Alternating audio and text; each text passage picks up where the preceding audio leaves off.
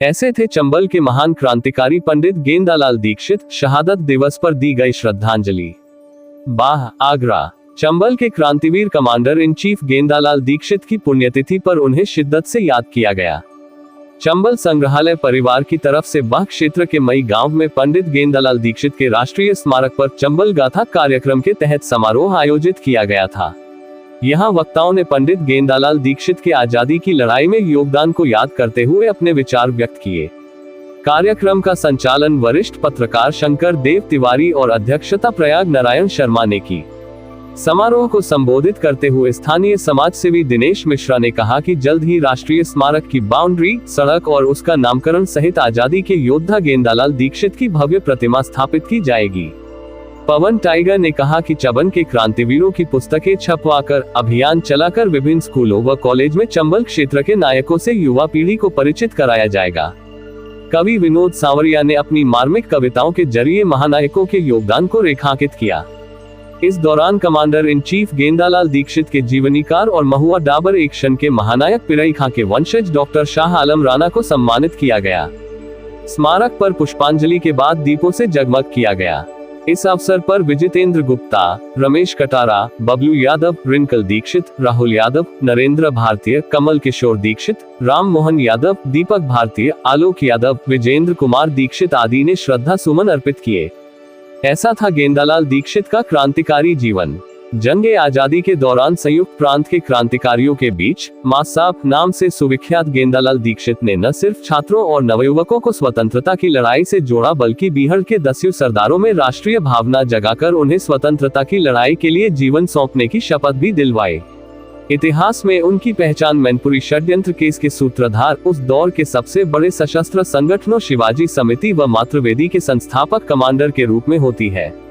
Commander in chief Gendalal Dikshit और मातृवेदी बागियों की अमरगाथा पुस्तक के लेखक डॉक्टर शाह आलम राणा ने बताया कि कमांडर गेंदालाल दीक्षित को संगठन में युवाओं व बागियों को जोड़ने के बाद उन्हें राष्ट्र प्रेम की दीक्षा और हथियार चलाने की शिक्षा देने के नाते क्रांतिकारियों का गुरु कहा जाता है।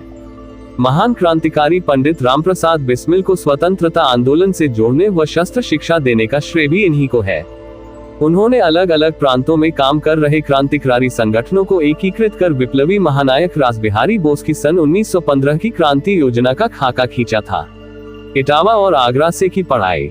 पंडित गेंदालाल दीक्षित का जन्म 30 नवंबर 1890 को संयुक्त प्रांत के आगरा में बटेश्वर के पास मई गांव में हुआ था। उनकी आरंभिक शिक्षा गांव में ही हुई और आगे की पढ़ाई उन्होंने इटावा व आगरा में की। स्वतंत्रता के आंदोलन से वे मिडिल पास करने के बाद ही जुड़ गए थे, जब 1905 में बंगभंग के विरोध में देशव्यापी आंदोलन शुरू हुआ था। इसी के चलते वह कॉलेज की पढ़ाई छोड़कर आगरा से औरैया चले आए और वहां डीएवी स्कूल में पढ़ाने लगे। जब पहले विश्व युद्ध की आहट हुई तो अधिकतर ब्रिटिश सेना सुदूर मोर्चों पर भेज दी गई। यह अन्य क्रांतिकारियों सहित गेंदालाल दीक्षित के लिए सुनहरा मौका था। उन्होंने प्रांत भर में दौरे शुरू किए। इसी दौरान शाहजहांपुर में उनकी मुलाकात रामप्रसाद बिस्मिल से हुई। बिस्मिल उनसे प्रभावित हुए और संगठन से जुड़ गए। आगरा जनपद के अंतर्गत बाह तहसील के पिनाहट कस्बे के नजदीक चंबल घाटी के बीहड़ों में बिस्मिल सहित और क्रांति योद्धाओं को गुरिल्ला प्रशिक्षण दिया गया। इन क्रांतिकारियों के संपर्कों के सहारे उन्होंने पंजाब, महाराष्ट्र, दिल्ली, राजपूताना और बंगाल के क्रांतिकारी संगठनों को एक सूत्र में पिरोया। रासबिहारी बोस ने 21 फरवरी 1915 जिस महान क्रांति की तैयारी की थी, उसके लिए दीक्षित ने उन्हें 5000 लड़ाके देने का वादा किया था। हालांकि मुखबिरी के चलते वह क्रांति असफल रही और रासबिहारी को देश छोड़ना पड़ा। इसके बाद गेंदालाल सिंगापुर गए और गदर पार्टी के नेताओं से मिलकर तख्तापलट की रणनीति बनाई। सिंगापुर से वापस आकर उन्होंने बिस्मिल सहित कई बड़े क्रांतिकारियों के साथ 1916 में मातृवेदी दल की स्थापना की। मातृवेदी के कमांडर स्वयं गेंदालाल दीक्षित थे। इसका अध्यक्ष दस्युराज पंचम सिंह को बनाया गया और संगठन की जिम्मेदारी लक्ष्मणानंद ब्रह्मचारी को दी गई। दल को चलाने के लिए 40 लोगों की केंद्रीय समिति बनी, जिसमें 30 चंबल के बागी और 10 क्रांतिकारी शामिल थे। इन 10 क्रांतिकारियों में पंडित राम प्रसाद बिस्मिल और प्रताप समाचार पत्र के पत्रकार शिवचरण लाल शर्मा भी शामिल थे। दल का गठन पूरी तरीके से गोपनीय रखा गया था और इसमें शामिल होने के लिए सैनिकों को मर मिटने की शपथ लेनी होती थी। ये शपथ हाथ में गंगाजल लेकर दीक्षित के सहयोगी क्रांतिकारी देवनारायण भारतीय दिलाते थे। उनका नारा था, भाइयों आगे बढ़ो, फोर्ट विलियम छीन लो, जितने भी अंग्रेज सारे एक एक कर बीन लो। मातृवेदी के इन मतवालों के उद्घोष से वीरान पड़े चंबल के बीहड़ गूंज उठे, लेकिन इसकी भनक ब्रितानी सत्ता तक न पहुंचने दी गई। मातृवेदी दल के पास एक व्यवस्थित वर्दीधारी सेना थी, इसमें बड़ी संख्या में बीहड़ों के डाकू शामिल थे। सैनिकों को वेतन दिया जाता था। उस समय दल की सेना में 2000 पैदल सैनिक और 500 घुड़सवार शामिल थे। दल के पास करीब 8 लाख रुपए का कोष संग्रह था। इसका सैन्य मुख्यालय कोंच, जालौन में था। 28 फरवरी से लेकर 2 मार्च 1918 की रात में मुहर लगे पर्चे, अंग्रेजों को मार डालो और आजाद रहो, संयुक्त प्रांत में दीवारों पर चिपकाए गए थे। इन माटी के लाल को आयरलैंड का स्वतंत्रता का इतिहास और मातृवेदी द्वारा प्रकाशित पुस्तक अमेरिका को स्वतंत्रता कैसे मिली पढ़ने को दी जाती थी। गौरतलब है कि प्रताप अखबार में चंपारण के किसानों की पीड़ा उकेर कर देश का ध्यान खींचने वाले पीर मोहम्मद मुनिस ने अमेरिका का स्वतंत्रता का इतिहास पुस्तक लिखी थी। इसी किताब को आधार बनाकर मातृवेदी साहित्य प्रचार विभाग के प्रमुख पंडित देवनारायण भारतीय ने अमेरिका को आजादी कैसे मिली किताब तैयार की थी। इस पुस्तक को रामप्रसाद बिस्मिल ने मां मूलमती से 200 रुपये व्यापार करने के बहाने लेकर मार्च 1918 में छपवाई थी। पुस्तक में सशस्त्र क्रांति के जरिए अंग्रेजी शासन को देश से खदेड़ देने की सीख नौजवानों को दी गई थी। इसकी बढ़ती लोकप्रियता से बौखलाई तत्कालीन संयुक्त प्रांत की सरकार ने इसे 24 सितंबर 1918 को जब्त कर लिया था। उधर सन 1915 की क्रांति असफल होने के बाद हो रही तख्तापलट की तैयारियों की भनक ब्रितानी सरकार को लग गई। इस तैयारी के तार संयुक्त प्रांत से जुड़े तो ब्रिटिश सरकार ने फ्रेडरिक यंग, जिसने बाद में सुल्ताना डाकू को पकड़ा था, नामक पुलिस कमिश्नर को विशेष रूप से मलाया से बुलाकर आगरा में विशेष अधीक्षक नियुक्त किया और क्रांतिकारियों के दल को कुचलने का आदेश दिया। उसकी धरपकड़ में कुछ क्रांतिकारी पकड़े गए। गेंदालाल और पंचम सिंह के 90 सदस्यों का दल भिंड जिले के मिहोना में घने जंगल में था तो 31 जनवरी 1918 को फ्रेडरिक यंग की अगुवाई में पुलिस की बड़ी टुकड़ी ने चारों तरफ से घेरकर अंधाधुंध गोलियां बरसाईं। यंग के जासूस ने खाने में जहर मिला दिया था, जिससे दल बेहोशी की हालत में था, इसलिए जवाबी कार्रवाई न हो सकी। इस गोलीबारी में 36 क्रांतिकारी शहीद हुए।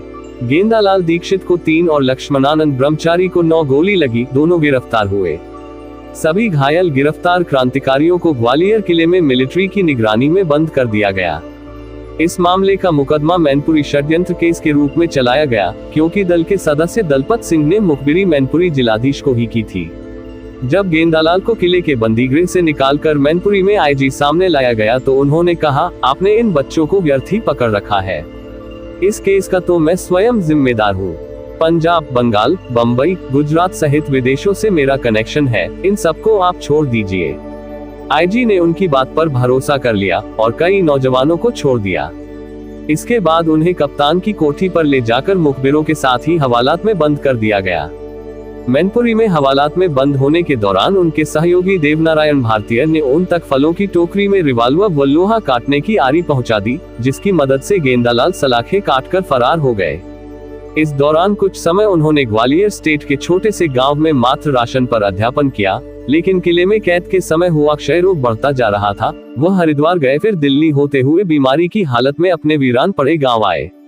उनकी हवेली काफी समय से खाली पड़ी थी। उनके सहयोगी वही रात में खाना पानी और दवा पहुंचाते थे। उनके साथ परिवार भी न उलझ जाए, ये सोचकर गेंदालाल फिर हरिद्वार चले गए। जब वह वापस दिल्ली लौटे तो पहाड़गंज के महावीर मंदिर में प्याऊ पर नौकरी कर ली। प्याऊ पर नौकरी करने के दौरान उनका स्वास्थ्य बिगड़ता रहा और दिल्ली के एक अस्पताल में 21 दिसंबर 1920 को मात्र 30 वर्ष की अवस्था में उनका देहांत हो गया। देश को आजाद कराने का सपना लेकर यमुना तट के एक छोटे से गांव में जन्मे गेंदालाल को फिर उसी यमुना तट ने प्रश्रय दी। पार्थिव को लावारिश समझकर मिट्टी के तेल से झुलसाकर यमुना तट पर फेंक दिया गया। सरकारी तंत्र में गेंदालाल को लेकर जो रिपोर्ट दी गई थी, उसके आधार पर पुलिस के लिए ये स्वीकार करना कठिन था कि इतने बड़े क्रांतिकारी की ऐसी गुमनाम व सामान्य मृत्यु हो सकती है।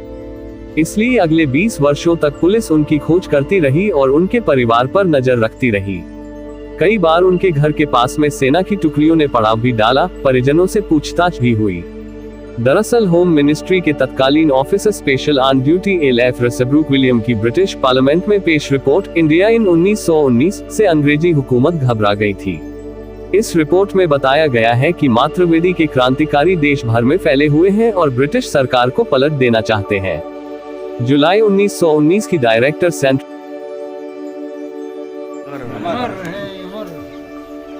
आज के इस कार्यक्रम में सब में प्रथम हमारे पूजनीय बड़े भाई साहब के चरणों की वंदना करते हुए, दीक्षित प्रवासित वंदना करते हुए शाह आलम जी का मैं धन्यवाद देते हुए, जो आज इस पुण्य तिथि पर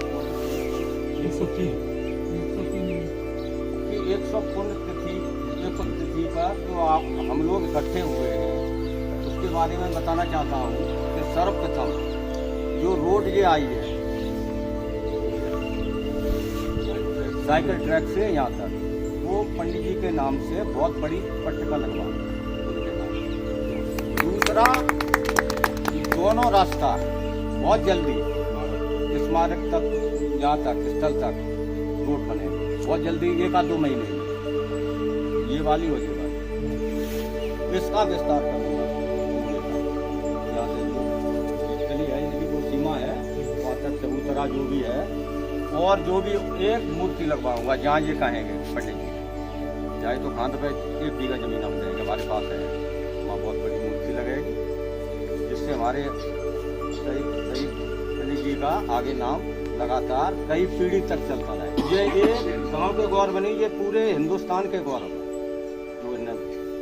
इसी का साथ में कोट कोट नमन करते हुए उनको पुनः श्रद्धांजलि देता हूँ, सब लोगों का धन्यवाद। झेली, उसके बावजूद भी उनका कोई नाम लेने वाला नहीं है।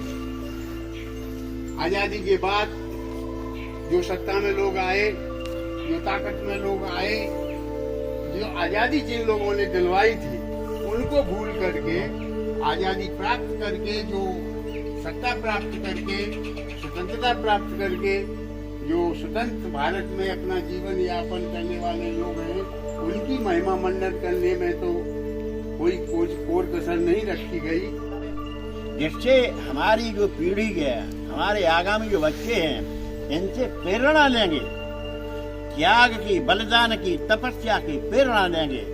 उन्हें जो है वो आप सबका भी जो है मैं बहुत बहुत जो है आभार व्यक्त करता हूँ कि आप भी जो है बहुत जो है पुण्य के जो है एक प्रति रूप में आप यहाँ इकट्ठे हो, ये बहुत गौरव की बात है।